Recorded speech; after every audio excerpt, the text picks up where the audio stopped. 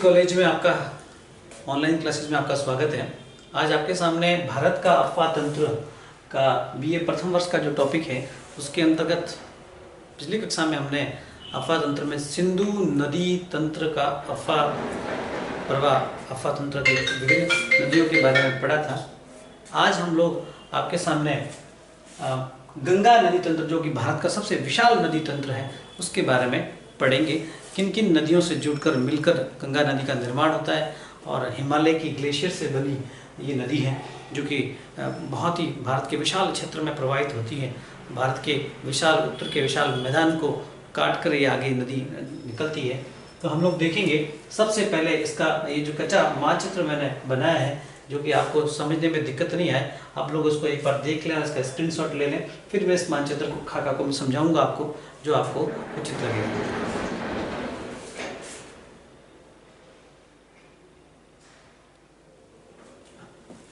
आगे चलते हैं सबसे पहले गंगा नदी जो है उसका उद्गम स्थान कैसे हुआ। तो गंगा नदी हिमालय पर्वत श्रृंखला में जो उत्तराखंड राज्य है भारत में, उत्तराखंड राज्य में गंगोत्री हिमनद से निकलने वाली एक धारा जिसे भागीरथी के नाम से जाना जाता है। आपके सामने लिखा है मैंने, गंगोत्री हिमनद उत्तराखंड राज्य में भागीरथी के नाम से जाना जाता है। एक धारा निकलती है गंगोत्री हिमनद से और दूसरी धारा निकलती है संतोपद हिमनद से। उत्तराखंड राज्य में है संतोपद हिमनद से दूसरी धारा निकलती है जिसे कहते हैं अलकनंदा। पहली धारा का नाम है भागीरथी, जो कि गंगोत्री से निकलती है, और दूसरी धारा का नाम है अलकनंदा और भागीरथी दोनों मिलती है, उस स्थान का नाम है देवप्रयाग। गंगा नदी देवों की प्रिय नदी है, इसलिए उस स्थान का नाम है देवप्रयाग, जहाँ अलकनंदा और भागीरथी दो धाराएं मिलती हैं। गंगोत्री से भागीरथी निकलती है और अलकनंदा जो है वो धारा निकलती है संतोपद हिमनद से। दोनों देवप्रयाग में मिलती हैं और मिलकर जैसे ही आगे बढ़ती है तो उसके में एक धारा और मिल जाती है, जिसे धौली गंगा के नाम से जाना जाता है।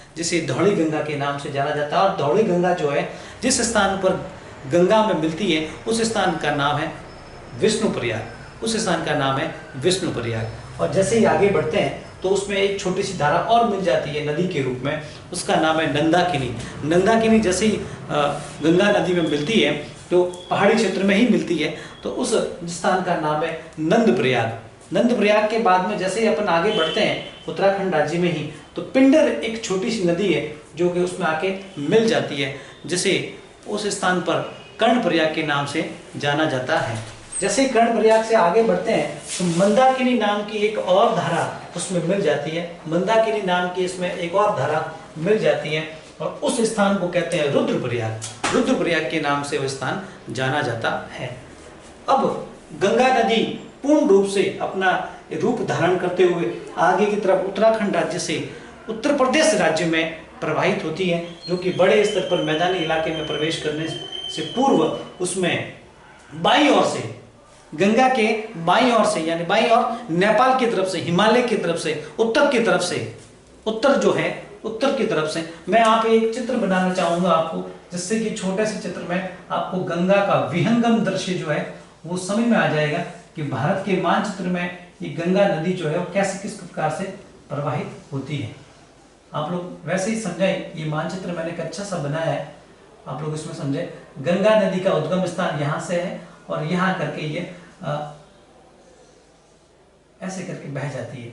ये मैंने गंगा नदी बनाई है, ये इसका उत्तरी भाग है और ये दक्षिणी भाग है, ये पूर्वी है और ये पश्चिमी भाग है। ये मैंने आपके लिए कच्चा चित्र बनाया है, इसमें से आपको समझ में आ जाएगा गंगा का विहंगम दृश्य।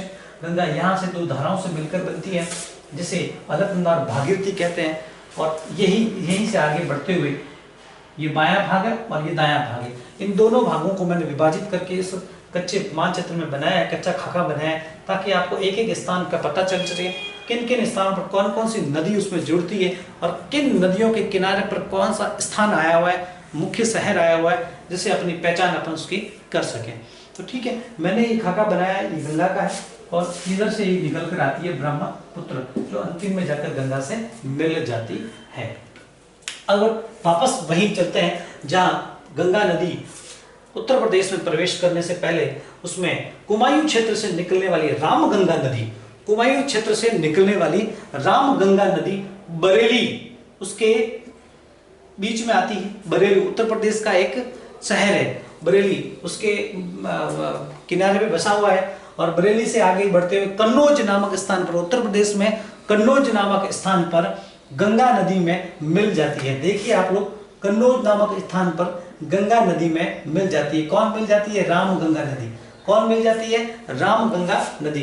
कुमायूं क्षेत्र से निकलकर, कुमायूं क्षेत्र हिमालय का वह भाग है जो तिब्बत के पठारी प्रदेश के आसपास में आया हुआ है और नेपाल के अंतर्गत है। ये ध्यान रखना, नेपाल से निकलती हुई रामगंगा नदी बरेली कन्नौज में आ जाती है, कन्नौज में गंगा नदी में मिल जाती है। जैसे हम लोग आगे बढ़ते हैं तो इसके बाईं ओर से, ये दायां में था, अब बाईं ओर से यमुनोत्री, उत्तराखंड में ही यमुनोत्री गंगोत्री के पास में ही यमुनोत्री हिमनद है। यमुनोत्री हिमनद से निकली हुई यमुना नदी, यमुनोत्री हिमनद से निकली हुई यमुना नदी गंगा के पास में से ही नीचे की तरफ उतर जाती है, लेकिन वह नीचे बहते हुए वापस गंगा में मिल जाती है और गंगा में मिलती है प्रयागराज मतलब इलाहाबाद, उत्तर प्रदेश का इलाहाबाद जो है वहां पर जाकर ये गंगा नदी में मिल जाती है। गंगा नदी में मिलने से पहले यमुना नदी में विभिन्न सहायक नदियां जुड़ जाती हैं। इन सहायक नदियों में मुख्य जो नदियां हैं वो सबसे पहले मैं बताना चाहूंगा, इसमें केन नदी मिलती है। केन नदी, ये मैंने आपके सामने केन नदी का नाम लिखा है। केन नदी इसमें मिलती है। केन नदी मिलती है बांदा नामक स्थान पर।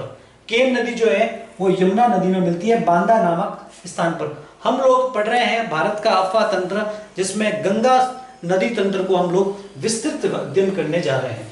तो केन नदी जो है यमुना में सहायक रूप नदी मिलती है बांदा नामक स्थान पर, और यमुना में दूसरी सहायक नदी के रूप में हमीरपुर में मिलती है बेतवा।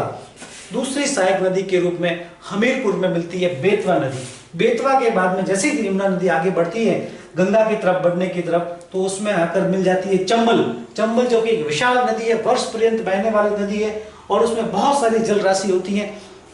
इटावा नामक स्थान उत्तर प्रदेश का है। इटावा नामक स्थान जो उत्तर प्रदेश का है, वहां जाकर वह यमुना नदी में मिल जाती है और भारी जल राशि के साथ में यमुना नदी जो है जाके मिल जाती है गंगा में। एक बार और बता दूं मैं, यमुना नदी के किनारे पर दिल्ली आया हुआ है और यमुना नदी के किनारे पर ही आगरा शहर बचा हुआ है। कहा जाता है कि ताजमहल के पीछे जो नदी बहती है वो यमुना ही है। चित्र में दिखाया होगा, आपने ताजमहल को देखा है। ताजमहल का चित्र अगर आप कहीं भी देखते हैं, वीडियो देखते हैं, तो उसमें यमुना नदी उसके जस्ट पीछे की तरफ बहती हुई आपको प्रतीत होगी। तो वही यमुना नदी है जो कि यमुनोत्री हिमनद से निकलकर बहते हुए आगे बढ़ती है। एक चीज बताना चाहूंगा मैं कि चंबल जो कि यमुना नदी की मुख्य सहायक नदी है, बहुत सारी जल राशि लेके आती है, और चंबल की सहायक मुख्य नदी है वो है बनास। ये राजस्थान से बहते हुए आती है बनास नदी, और चंबल नदी भी राजस्थान से बहती हुई आती है। आगे चलते हैं हम लोग। गंगा नदी में दूसरी सहायक नदी के रूप में टोंस नामक सहायक नदी मिलती है। टोंस सिरसा नामक स्थान यूपी में है, वहां गंगा में मिलती है। टोंस जो नदी है वो सिरसा नामक स्थान पर गंगा नदी में मिल जाती है। इसी प्रकार से वापस अपन बाईं ओर चलते हैं और बाईं ओर में देखें तो फुल्लर झील, नेपाल में फुल्लर झील आई हुई है। नेपाल में फुल्लर झील आई हुई है और फुल्लर झील से निकलती है गोमती नदी। फुल्लर झील से निकलती है गोमती नदी। गोमती नदी निकलते ही नेपाल से बहते हुए उत्तर प्रदेश में प्रवेश करती है, और उत्तर प्रदेश में प्रवेश करते ही उसके किनारे पर तट पर आया हुआ है लखनऊ शहर, जो कि बहुत ही फेमस शहर है उत्तर प्रदेश का, भारत का बहुत ही मुख्य शहर है, प्रसिद्ध है लखनऊ के बाद में आता है जौनपुर भी गोमती नदी के किनारे पर आया हुआ है, और अंत में उत्तर प्रदेश के गाजीपुर नामक स्थान पर यह गोमती नदी गंगा नदी पे मिल जाती है, विलीन हो जाती है उसके अंदर, और अपनी भारी जल राशि जो हिमनद से लाई थी वो गंगा नदी में छोड़ देती है और गंगा नदी का जो पैंदा है और भी चौड़ा हो जाता है। इसी प्रकार देखा जाए तो उसके बाद में बाईं ओर से यानी कि नेपाली क्षेत्र से, नेपाल क्षेत्र से यानी हिमालय क्षेत्र से दूसरी दो सहायक नदियां मिलती है, शारदा और राप्ती। शारदा और राप्ती दो धाराएं जो हैं वो मिलकर देवरिया नामक स्थान यूपी में है, देवरिया नामक स्थान यूपी में है, वहां दोनों मिल जाती है।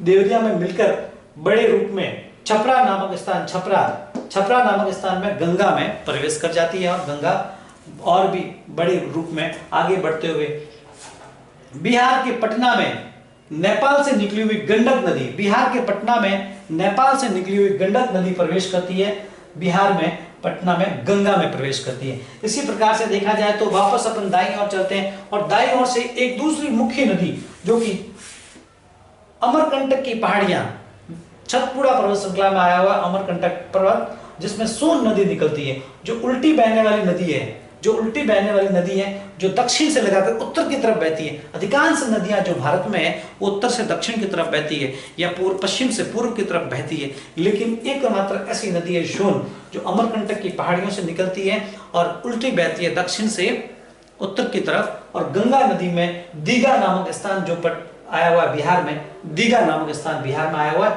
वहां जाकर गंगा के अंदर मिल जाती है। इसी प्रकार गंगा नदी आगे बढ़ते हुए थोड़ी सी बिहार में भागलपुर नामक स्थान पर कोशी नदी उसमें मिलती है। कोशी नदी को आप लोग और हम सभी जानते हैं बिहार का शोक के नाम से जानी जाती है, क्योंकि इससे प्रतिवर्ष बिहार में भारी मात्रा में बाढ़ आती है जिससे जन धन की हानि होती है। आगे चलते हैं हम लोग तो पूर्व की तरफ से देखा जाए तो गंगा नदी में अंतिम सहायक नदी, गंगा नदी में अंतिम सहायक नदी के रूप में महानंदा नदी जो कि दार्जिलिंग की पहाड़ियों से निकलती है, महानंदा नदी जो कि दार्जिलिंग की पहाड़ियों से निकलती है और गंगा में बाईं ओर से प्रवेश करती है।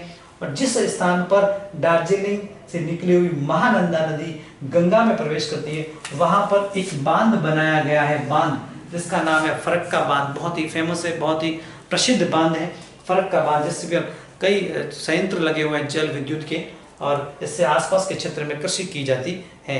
प्रवाह क्षेत्र में ये बहुत ही उपयोगी है फरक्का बांध। तो महानदी जो कि गंगा की अंतिम सहायक नदी के रूप में जानी जाती है। इसके बाद में गंगा पश्चिम बंगाल में प्रवेश कर जाती है और पश्चिम बंगाल में प्रवेश करते ही गंगा के दो भाग हो जाते हैं। पश्चिम बंगाल में प्रवेश करते ही गंगा के दो भाग हो जाते हैं। एक भाग जो है वह हुगली नदी के नाम से जाना जाता है और दूसरा भाग जो है वह है बांग्लादेश में प्रवेश कर जाता है, जिसे प्रवेश करने से पहले गंगा के नाम से जाना जाता है और बांग्लादेश में प्रवेश करने के बाद उसे पद्मा के नाम से जाना जाता है। जैसे ही बांग्लादेश स्टार्ट हो जाता है उसे पद्मा नामकरण कर दिया गया और जो दूसरा भाग था पहले वाला वो हुगली नदी के नाम से जाना जाता है। हुगली नदी पश्चिम बंगाल में बहती हुई बंगाल की खाड़ी में गिरने से पहले उसके किनारे पर आया हुआ है भारत का और पश्चिम बंगाल की राजधानी कोलकाता। सभी जानते हैं कोलकाता हुगली नदी के किनारे पर है और हुगली ही गंगा का एक भाग है। इसी प्रकार से हम लोग देखें तो गंगा नदी पश्चिम बंगाल को पार करते हुए पद्मा के रूप में बांग्लादेश में प्रवेश करती है। बांग्लादेश में इसमें पद्मा के रूप में जाना जाता है और बांग्लादेश में जैसे ही पद्मा के रूप में जाना जाता है तो इसमें पूर्व की तरफ से बहती हुई ब्रह्मपुत्र नदी जो कि बांग्लादेश में जमुना के नाम से जानी जाती है, वह नदी आके बांग्लादेश में गंगा नदी में चांदपुर नामक जिला है, चांदपुर जो बांग्लादेश का एक जिला है चांदपुर, वहां आकर पद्मा और जमुना दोनों मिल जाती है। यानी गंगा और ब्रह्मपुत्र दोनों बांग्लादेश में आकर मिल जाती है और मिलने पर इसका नाम हो जाता है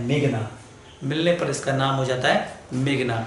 गंगा ब्रह्मपुत्र जिसे बांग्लादेश में पद्मा और जमुना के नाम से जाना जाता है, दोनों आकर बांग्लादेश के चांदपुर नामक जिले में मिल जाती है और मिलते ही उसका नाम हो जाता है मेघना। और मेघना आगे बढ़ते हुए बंगाल की खाड़ी में विश्व का सबसे बड़ा डेल्टा, बंगाल की खाड़ी में विश्व का सबसे बड़ा डेल्टा सुंदरबन का डेल्टा का निर्माण करती है। यह डेल्टा बहुत ही बड़े बड़े खड्ड और बहुत ही विशाल मिट्टी जो जलोढ़ मिट्टी है उसके ढेर लिए हुए हैं और जंगल, बहुत ही विशाल जंगल आया हुआ है इसमें। शेर, भालू, चीते, विभिन्न प्रकार के पशु जो हिंसक हैं वो भी पाए जाते हैं, हाथी भी पाए जाते हैं, सुंदर वन जो कि विश्व में और कहीं नहीं पाए जाते, केवल गंगा के इस डेल्टाइक प्रदेश में पाए जाते हैं, जो क्षेत्र यहाँ पे आया हुआ है। आज आपके सामने गंगा का विहंगम दृश्य मैंने नदी तंत्र का बताया, जो कि गंगा दो धाराओं से मिलकर बनती है, वहाँ से लगाकर दो धाराओं यानी ब्रह्मपुत्र और पद्मा के रूप में जाकर बंगाल की खाड़ी में प्रवेश कर जाती है, अपना जल विसर्जित कर जाती है। आपके सामने पूरा का पूरा जो चित्र है, सोन नदी, गंगा नदी, चंबल नदी, यमुना नदी, राम गंगा, बाण गंगा, सारे के सारे जो नदियां हैं, आप लोग इसका चित्र स्क्रीनशॉट ले लें और इसका नोट्स बना के आने वाले एग्जाम्स में इसे अच्छी तरह से कॉपी में रख लें। 2 मिनट के लिए इसका मैं वेट करूंगा आपका, आप इसका स्क्रीनशॉट ले लें।